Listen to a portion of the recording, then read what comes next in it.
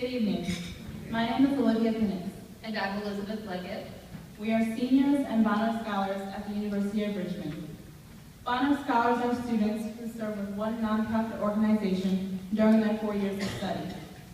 I decided to intern at VCIC because they impacted my life when I was a sophomore in high school. I attended the Project Inclusion Retreat in 2008. I embarked on a journey with 59 other high school students for 3 days. During that time, we grew together as individuals by allowing ourselves to be vulnerable with one another regarding discussions about identity statuses. We discussed what it was like to be of various races, religions, genders, sexual orientations, and ability statuses. By the end of the retreat, we came together to create action plans for our schools in the hopes of breaking down barriers and the cycle of prejudice. My experience with VCIC is why I was excited about the opportunity to serve as an intern there in order to help facilitate discussions like the ones that I had during my retreat. I wanted to help other students to feel loved and supported in their identities in the way that I felt supported and loved by the VCIC and my fellow delegates. My time at VCIC has been rewarding because I have witnessed the ways in which VCIC has changed and encouraged lives by uplifting the experiences of delegates. My history with VCIC is a bit different. As a freshman, I explored several nonprofits around Richmond. As a biology major, I thought I would end up connecting my studies and service in an environment such as a clinic. That changed when I started at VCIC. While spending 1 month with the organization, I discovered an issue that I never knew could be addressed. After facilitating a program, I finally remember being shocked that middle schoolers actually listened to me. My interest in diversity, which until that point had been only theoretical in my life, was transformed into real-life work. Once I turned my passion into programs, I was hooked. During these programs that Elizabeth has mentioned, she and I have had multiple opportunities to watch delegates grow as individuals and learn about themselves. At the end of each night during retreats, we have closing circles where delegates express their thoughts, feelings, and emotions. I've heard students express that they didn't know that they could trust people in the way that they trusted one another. I've also heard them say that they didn't realize that prejudice was still such a big problem today and that they might have played a role in perpetuating that problem.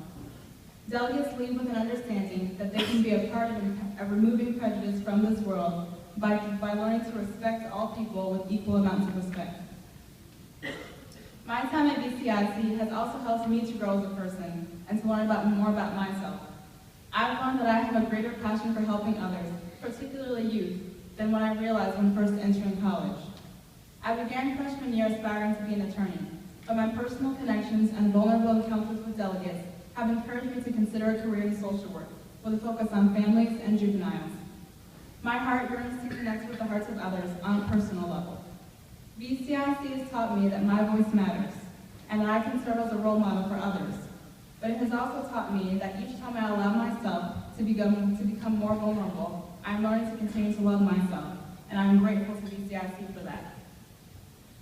Like Olivia, I have witnessed the impact that VCIC has on program participants. As interns, we are charged with the task of reading post-program evaluations. This is one of my favorite duties because it always reminds me of the importance of our work.